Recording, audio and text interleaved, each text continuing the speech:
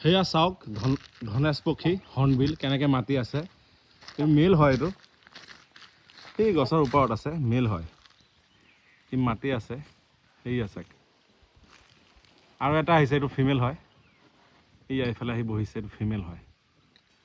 Male female ধনেশ পক্ষী সদায় একেলগে থাকে। মেল ফিমেল একেলগে থাকে, মানে অকলশৰীয়াকৈ নাথাকে, সিহঁতে একেলগে থাকে সদায়।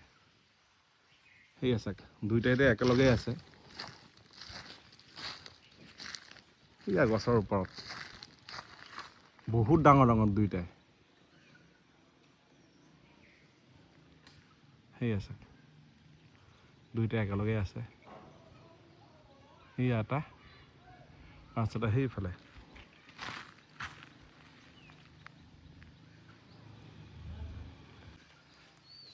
এয়া হ'ল আমাৰ কলিয়াবৰ সোণাৰী গাঁৱত মেল আৰু ফিমেল হৰ্ণবিল ধনেশ চৰাই, বহুত ডাঙৰ।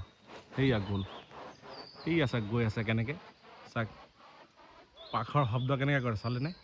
এতিয়া সেই ফিমেলটো গৈ আছে, সেয়া ফিমেলজনীও গৈ আছে।